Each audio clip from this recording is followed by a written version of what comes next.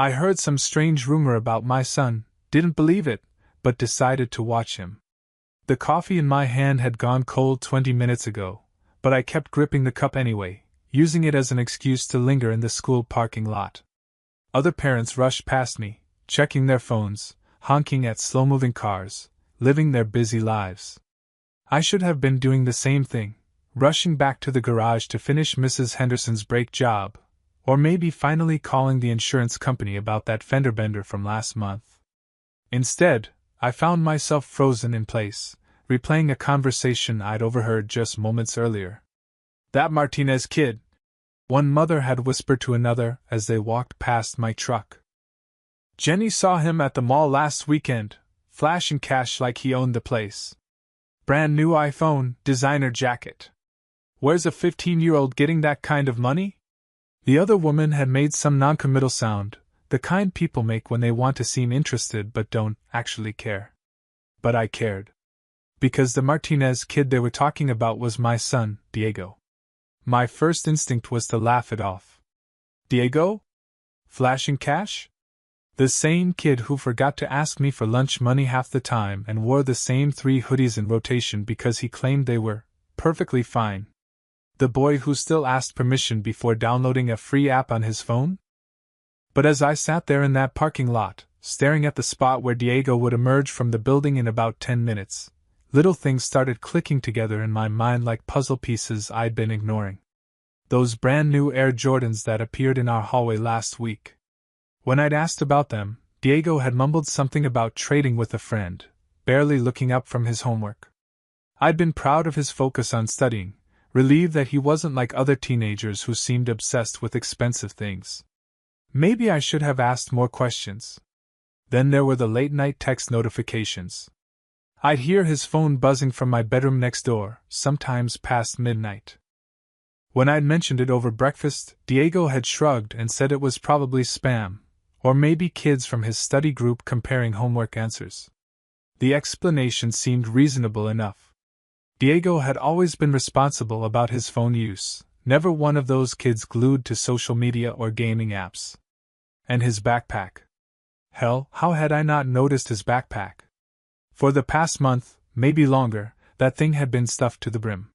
When Diego dropped it by the front door each afternoon, it hit the floor with a heavy thud that echoed through our small apartment. I teased him about it once, asking if he was carrying rocks for a geology project. He'd laughed, a quick, nervous sound, and said something about extra textbooks for AP classes. I was a single father working 2 jobs. Diego was a straight-A student who never gave me trouble. When your kid is low-maintenance and high-achieving, you don't go looking for problems. You count your blessings and focus on keeping food on the table and the rent paid on time.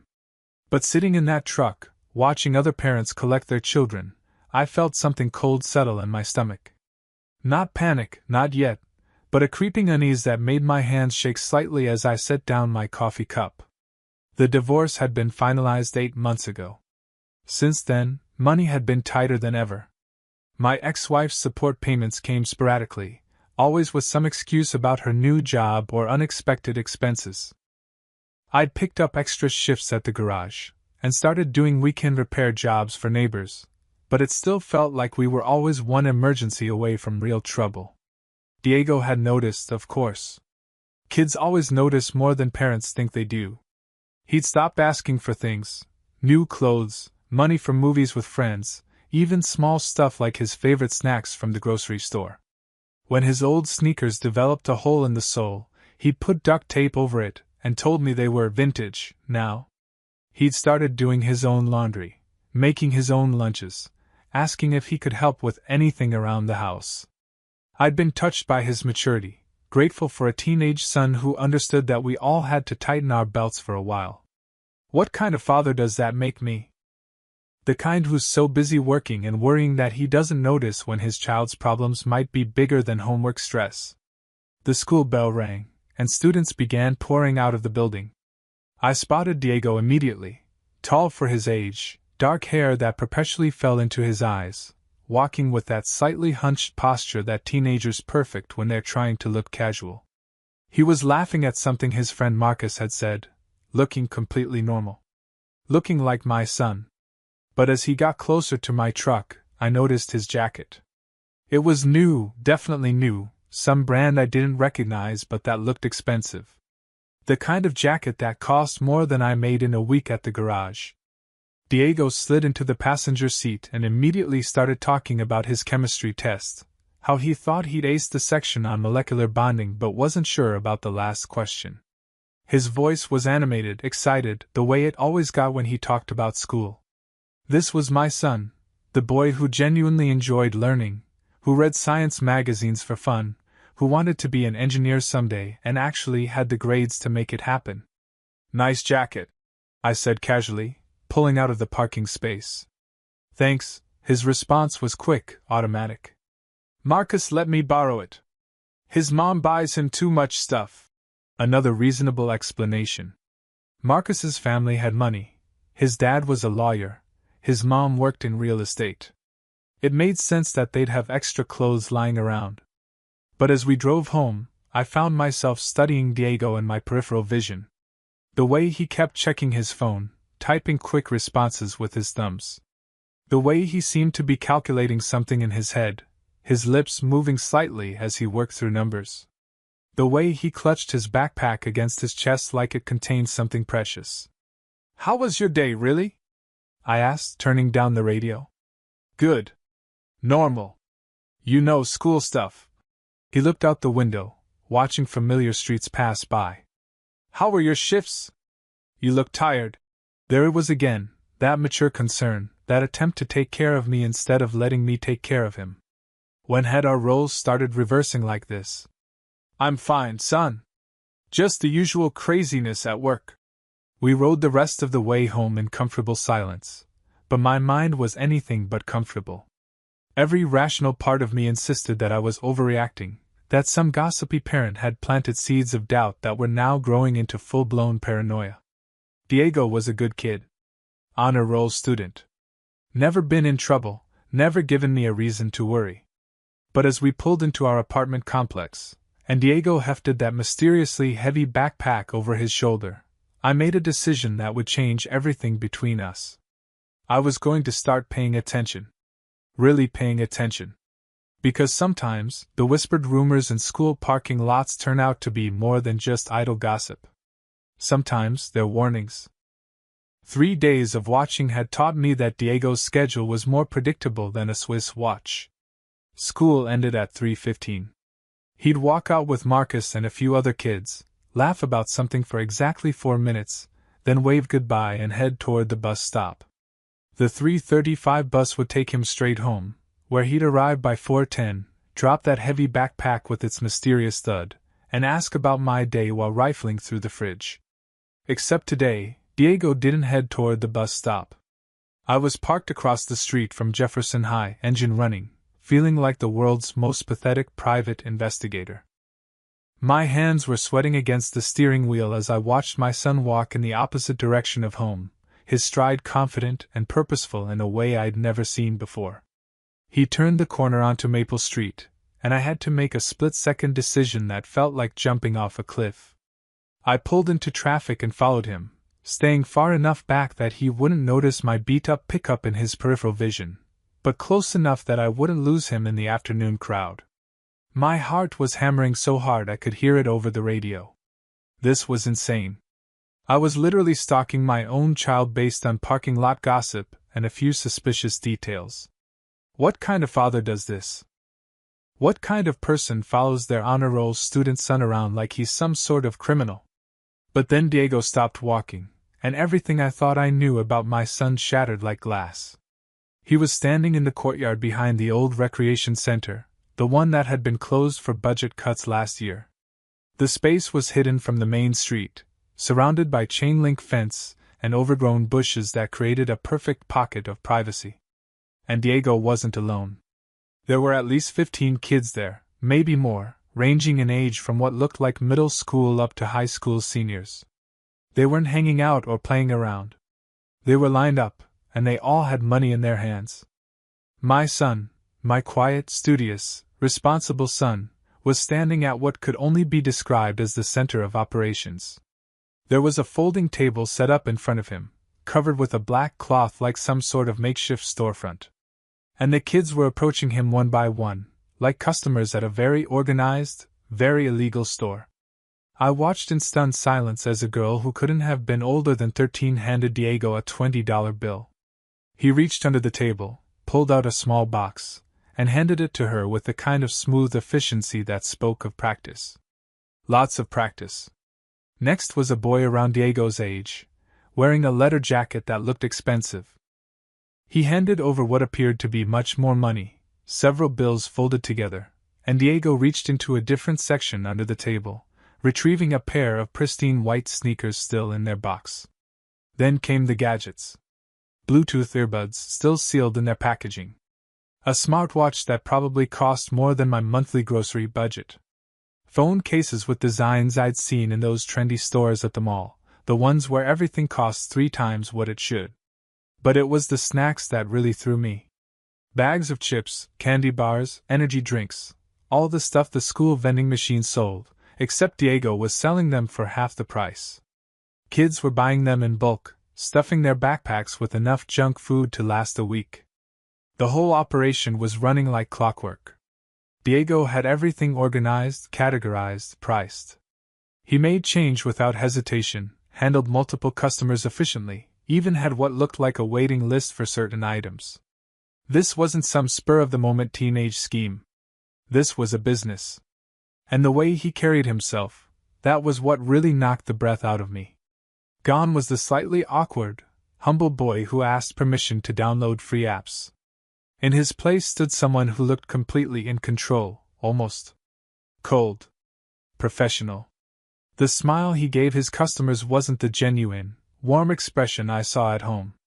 It was calculated, charming in a way that felt practiced rather than natural. He was keeping a notebook, writing down transactions with the focus of an accountant.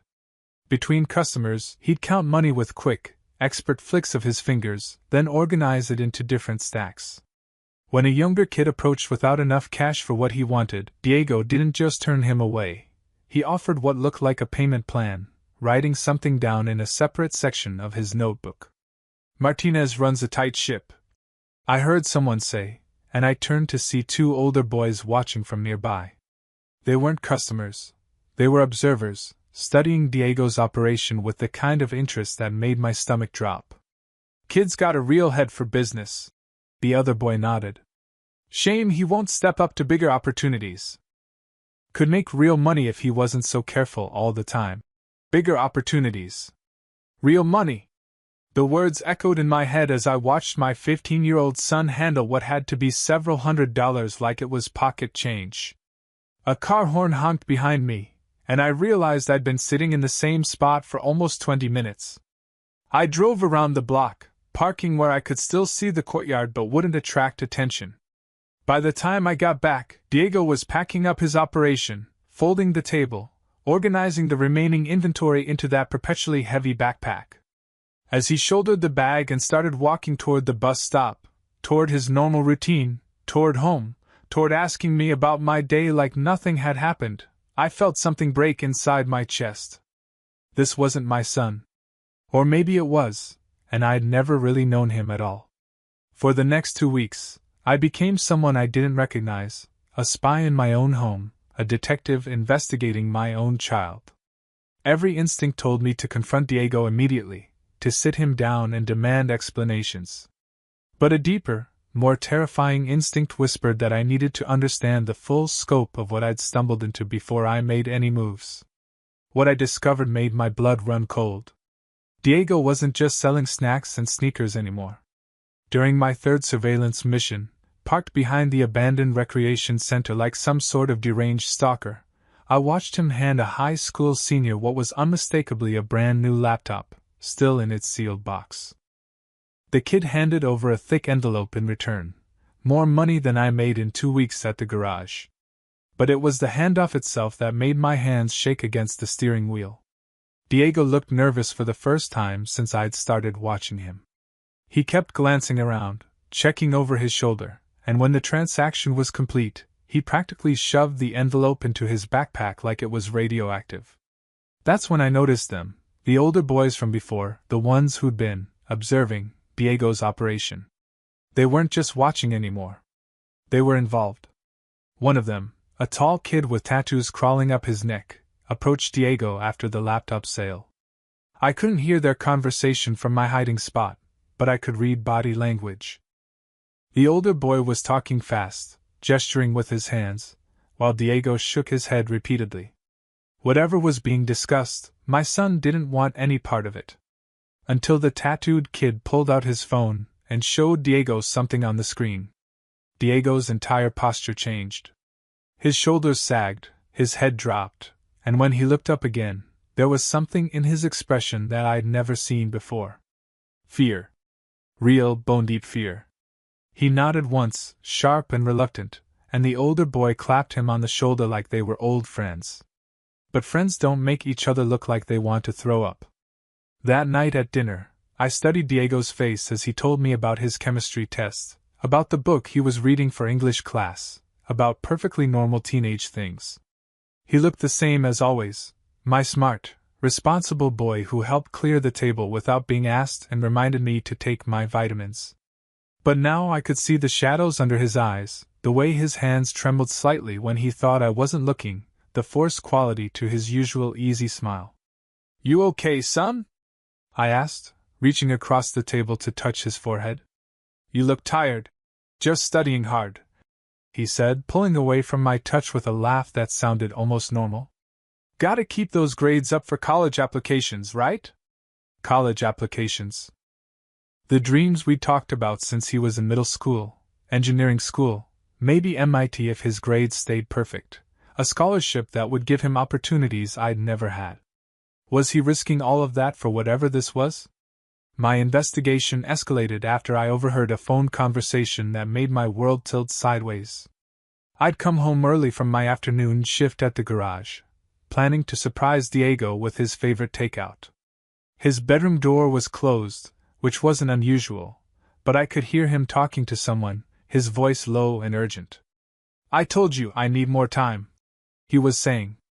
"The payment's bigger than we discussed." Silence then. "I don't care what Tony said. That wasn't our deal." More silence. Diego's voice got tighter, more strained. "Look, I've been good for every payment so far, haven't I? I just need until Friday. I've got 3 more sales lined up, including that gaming system for the Morrison kid." My heart stopped. The Morrison kid lived in our building, a 12-year-old whose parents had just bought him a PlayStation for his birthday. "No, I'm not backing out," Diego continued. "I know what happens to people who back out. I just need you to trust me here." When the conversation ended, I heard him throw something against the wall, probably his phone, followed by a string of curse words I'd never heard him use before. That's when the pieces clicked together in the most horrible way possible. The older boys weren't just Diego's business partners. They were his suppliers. And suppliers don't work for free. Diego had gotten himself tangled up in something that was way bigger than selling snacks and sneakers to his classmates. He was fronting deals, taking products on credit, owing money to people who probably didn't accept "I need more time" as a valid excuse. The laptop, the gaming systems, the brand name items that cost more than I made in a month, Diego wasn't buying them. He was getting them from somewhere else, selling them, and keeping a cut. But if something went wrong, if a deal fell through or a customer couldn't pay, my 15-year-old son would be the one left holding the debt. And from what I'd overheard, something was definitely going wrong. I started noticing other things then, details that had been invisible before but now seemed to glow with neon urgency. The way Diego flinched when his phone buzzed with certain notifications. How he'd started eating dinner faster, like he needed to escape back to his room as quickly as possible. The fact that he'd stopped talking about his friends, stopped mentioning Marcus or anyone else from his normal social circle. My brilliant, responsible son was drowning in something that was spinning rapidly out of his control. And the sharks who'd gotten him into this mess were circling closer, ready to collect what they thought he owed them. I had to do something. But what do you do when your child's life might be in danger, and you're not even sure who the real enemy is? The text message came at 9:47 p.m. on a Thursday night that had started like any other. I was fixing a broken lamp in the living room, half watching some mindless TV show, when I heard Diego's phone buzz from his bedroom. Nothing unusual there, except for the sound that followed. A sharp intake of breath, then silence so complete I could hear my own heartbeat. "Everything okay in there?" I called out. "Yeah, Dad. Just homework stuff." But his voice cracked on the word homework, and I knew with absolute certainty that my son was lying to me. An hour later, I heard his bedroom door creak open. I pretended to be asleep on the couch, watching through barely open eyes as Diego crept toward the front door, moving with the practiced silence of someone who'd done this before. He paused at the door, looking back toward my sleeping form, and I saw something in his face that made my chest tighten with panic. He looked terrified. The moment the door closed behind him, I was on my feet, grabbing my keys and jacket. Every paternal instinct I possessed was screaming that something was very, very wrong. Diego never left the house after dinner, never snuck out, never gave me a reason to worry about where he was or what he was doing. Until now. I followed his route from our apartment complex, staying far enough behind that he wouldn't notice my headlights but close enough that I wouldn't lose him in the maze of residential streets. He was walking fast, almost jogging, checking his phone every few steps like he was following GPS directions to somewhere he'd never been before. 20 minutes later, we reached a part of town I recognized but had no business being in after dark. The old industrial district, where half the streetlights were broken and the other half flickered like dying fireflies. Empty lots filled with rusted equipment, abandoned warehouses with broken windows, and a general atmosphere of decay that made smart people drive quickly through with their doors locked. Diego stopped at a gas station that looked like it hadn't been updated since the 1980s. The kind of place where you pay for your gas before pumping and hope your credit card information doesn't get stolen in the process. But he wasn't going inside. He was walking toward the narrow alley that ran alongside the building, disappearing into shadows so complete that I lost sight of him entirely. I parked across the street, hands shaking as I turned off my engine and rolled down my window.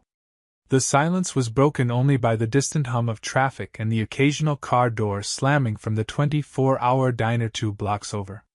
Every rational part of my brain was telling me to call the police, to get help, to do anything except sit alone in a truck watching my teenage son meet with God knows who in a dark alley. But I couldn't leave him. Whatever was happening, whatever danger he'd gotten himself into, I couldn't abandon him to face it alone. That's when I heard the voices. "You're 3 days late, Martinez."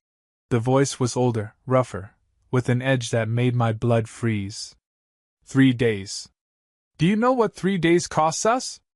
I know. That was Diego, and he sounded younger than I'd ever heard him, like a little boy trying to convince adults that he hadn't broken something valuable. "I've got most of it. I just need until tomorrow to get the rest." "Most of it?" A different voice now, higher pitched but somehow more menacing. "Most of it doesn't pay the interest, kid. Most of it doesn't cover what you owe Tony for fronting you those laptops." "The laptops sold," Diego said, and I could hear him trying to inject confidence into his voice. "Both of them. But the Morrison kid's parents found out about the PlayStation deal and made him return it. I had to give them their money back. That's your problem, not ours." I crept closer to the alley, using parked cars as cover, until I could see the shadows of 3 figures pressed against the brick wall of the gas station. 2 larger shapes loomed over a smaller one that I knew with absolute certainty was my son. "Look," Diego was saying. "I've been good for every payment so far. I've moved more product for you guys than anyone else at Jefferson. I just hit a bad streak. It happens in business, right?" One of the larger figures stepped closer to Diego, and in the dim light from the gas station's security camera, I caught a glimpse of a face that looked like it had seen too much violence and enjoyed most of it. "This isn't business, kid. This is survival. And right now, you're not looking very likely to survive." The second figure grabbed Diego by the shoulders and slammed him against the brick wall with a sound that made me bite my tongue to keep from screaming. My son's head snapped back, and I saw him raise his hands in a gesture that was part surrender, part protection. Please, Diego said, and the raw fear in his voice nearly broke me. I can get the money. I have a plan. There's this kid at school whose parents just bought him a new car, and I know I can flip it for twice what they paid. Just give me until Monday. Monday? The first voice laughed, but there was no humor in it. You think this is a negotiation? You think you get to set the terms? They pressed closer, and Diego seemed to shrink against the wall. This was my brilliant, confident son who could charm his way through any situation, who had built a sophisticated business operation from nothing, who I'd watched handle difficult customers with the skill of someone twice his age. But right now, he looked like exactly what he was, a 15-year-old boy who had gotten himself into something far bigger and more dangerous than anything he could handle. That's when I saw the fear in his eyes, real and raw and desperate. The same fear I'd been carrying in my chest for weeks, except his was so much worse because he was living it, drowning in it, with no idea how to get back to the surface. My son wasn't just playing entrepreneur. He was standing in the middle of a shark tank, and those sharks had finally decided they were hungry. I didn't sleep that night. Not a single minute. I sat in my kitchen until dawn, staring at the coffee cup I'd filled and refilled a dozen times, watching the sun creep through our apartment windows and illuminate the ordinary life I thought we'd been living. Diego's textbooks stacked neatly on the counter. His honor roll certificate still taped to the refrigerator. A photo of us from last Christmas, both of us smiling like we didn't have a care in the world. When Diego finally emerged from his bedroom at 7:30, he looked like he'd slept about as well as I had. His eyes were bloodshot, his hair sticking up at odd angles, and there was a small cut on his cheek that definitely hadn't been there yesterday. "Morning, Dad," he said, heading straight for the cereal cabinet like nothing had happened. Like he hadn't been threatened in a dark alley 12 hours earlier. Like our entire life wasn't built on lies I was only just beginning to understand. "Sit down." My voice came out harder than I'd intended, sharp enough to make Diego freeze with his hand on the cabinet door. He turned to look at me, and I saw him take in my appearance, the clothes I'd never changed out of, the exhaustion probably written across my face, the way my hands were shaking slightly against my coffee mug. "Dad? Are you okay? You look..." I said. "Sit down, Diego." He moved to the kitchen table like he was walking to his execution, settling into the chair across from me with the careful movements of someone who knew they were in trouble but wasn't sure how much trouble yet. For a long moment, we just stared at each other. This boy I'd raised, this son I thought I knew better than anyone in the world, looking at me with an expression that was part confusion, part fear, and part something else I couldn't identify. Resignation, maybe? Like he'd been waiting for this moment, and was almost relieved it had finally arrived. "I followed you last night," I said quietly. The color drained from Diego's face so fast I thought he might pass out. His mouth opened, then closed, then opened again without any sound coming out. "I saw everything, son. The alley, those boys, what they did to you." My voice cracked on the last words, and I had to stop for a moment to compose myself. "I know about the business, the deals, all of it. So don't even think about lying to me anymore." Diego's hands were flat on the table, pressed down like he was trying to anchor himself to something solid. When he finally spoke, his voice was barely above a whisper. "How long have you known?" 2 weeks. Maybe 3. Since I heard Mrs. Patterson talking about you in the school parking lot." He flinched like I'd slapped him. "What did she say?" "That you were flashing cash around town. That a 15-year-old shouldn't have that kind of money." I leaned forward, trying to catch his eyes, but he was staring down at his hands. "Diego, look at me. Please." When he finally raised his head, I saw tears threatening to spill over, and something inside my chest cracked wide open. "I didn't mean for it to get this bad," he whispered. "I swear, Dad, I never meant for any of this to happen." "Then tell me how it did happen. Tell me everything, and don't leave out a single detail." The story that poured out of him over the next hour was simultaneously exactly what I'd expected and nothing like what I'd prepared myself to hear. It had started innocently enough, Diego selling his own lunch to kids who'd forgotten theirs, making $1 here and there. Then he noticed how much the school vending machines charged for snacks and realized he could buy the same stuff in bulk and sell it for half the price while still making a profit. I was good at it, he said, and for a moment there was a flash of the pride that had probably gotten him into this mess. Really good. I could read what people wanted, figure out what they'd pay for, make them feel like they were getting a deal even when I was making money. The business had grown quickly. Too quickly. Other kids started asking if he could get them things that weren't snacks, headphones, phone cases, eventually bigger items like sneakers and electronics. That's when Marcus introduced me to Tony and his crew. They said they could front me inventory, let me expand the operation. All I had to do was pay them back with interest when I sold everything. And you believed them? Diego's laugh was bitter, hollow. I thought I was smarter than them. I thought I could play their game and win because I understood business better than some high school dropouts. Son, I wasn't doing it for fun, Dad. I wasn't doing it because I wanted fancy things or to show off. His voice broke completely then, and the tears he'd been holding back finally spilled over. I was doing it for us. For you. The words hit me like a physical blow.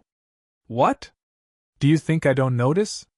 Do you think I don't see you counting change before we go grocery shopping, or the way you stare at bills before you open them? Do you think I don't know that Mom's checks don't come when they're supposed to, or that you're working double shifts just to keep us afloat? I reached across the table for his hand, but he pulled away. I thought if I could just make enough money, I could help. Take some pressure off you.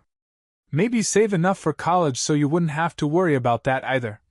He wiped his nose with the back of his hand, looking younger than his 15 years.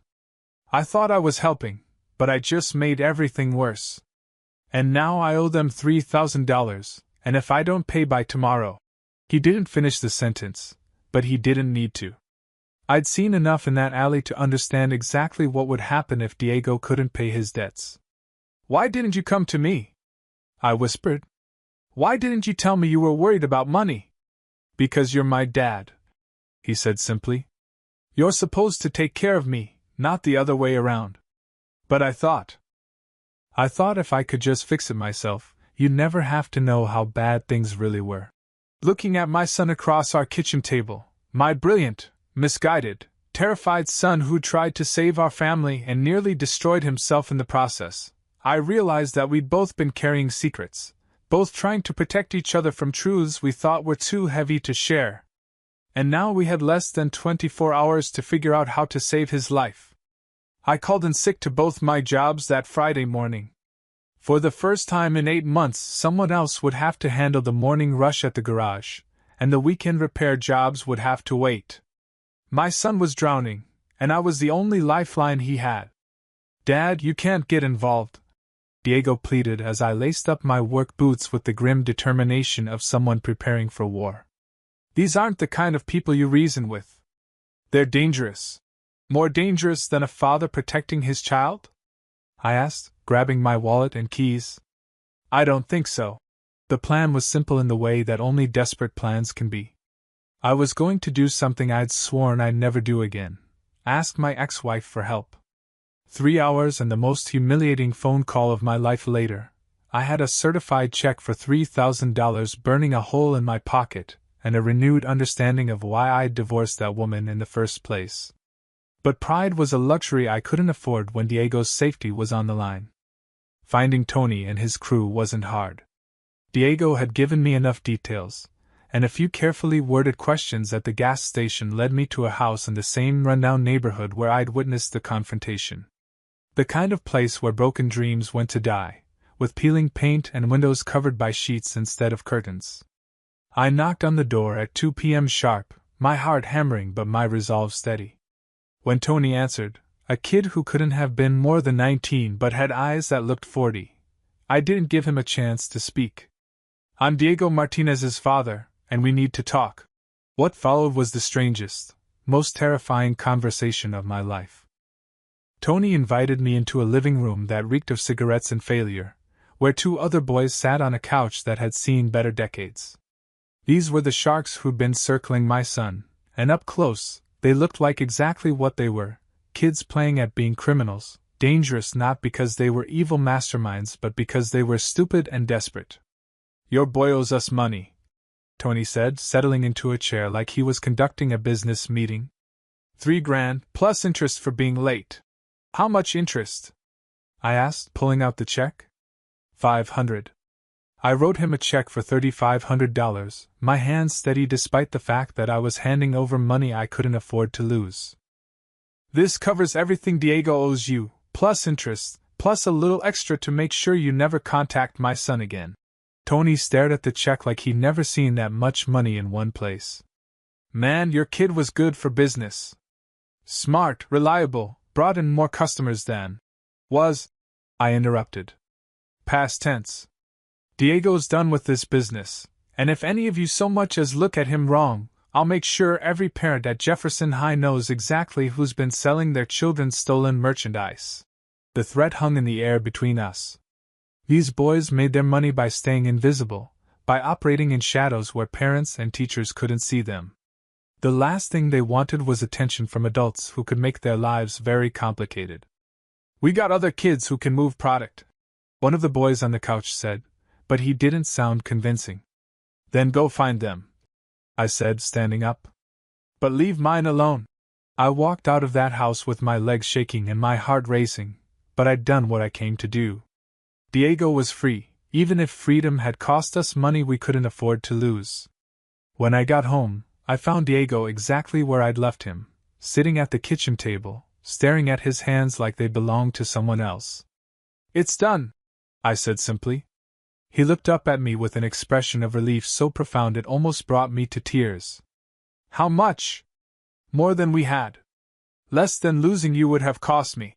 That evening, as we sat together on our couch sharing takeout from the Chinese place Diego loved, I watched my son really smile for the first time in weeks. The weight that had been crushing him was gone, but I could see he was still processing everything that had happened. "I'm sorry," he said quietly. "For all of it. For lying for the money, for putting you in danger. I know you are. But Diego, listen to me, that brain of yours, that ability to see opportunities and make things happen. That's not a flaw. That's a gift. The problem wasn't that you were too smart, it was that you were too isolated." He looked confused. "What do you mean?" "You tried to solve our family's problems all by yourself. You saw me struggling and decided it was your job to fix it." "But that's not how families work, son. We're supposed to struggle together, solve problems together, support each other when things get hard. But I wanted to help. And you will help. Your intelligence, your drive, your ability to understand how things work, those qualities are going to take you places I can't even imagine. But next time you want to save the world, or just save your old man, talk to me first. Because the same fire that makes you extraordinary can burn you alive if you're trying to tend it all by yourself." 6 months later, Diego was accepted to MIT on a full scholarship. His essay about learning the difference between entrepreneurship and desperation apparently made quite an impression on the admissions committee. But the real lesson wasn't about college or careers or even about the dangers of getting involved with the wrong crowd. It was about trust and family, and the difference between helping someone and trying to rescue them from problems you're too young to understand. Sometimes the most brilliant people make the most spectacular mistakes, not because they're not smart enough to see the danger, but because they're too smart to ask for help. And sometimes, the only way to save someone you love is to step into the darkness with them and help them find their way back to the light. As fathers, we want to protect our children from every possible harm. But maybe the most important protection we can offer isn't shielding them from the world's dangers. It's making sure they never feel so alone that they think facing those dangers by themselves is their only option. Diego learned that intelligence without wisdom can be dangerous, that good intentions don't always lead to good outcomes, and that the people who love you are there to help carry the weight when it gets too heavy for one person to bear. And I learned that sometimes the rumors whispered in school parking lots aren't just gossip. They're a father's last chance to save his son from drowning in waters too deep for a 15-year-old to navigate alone.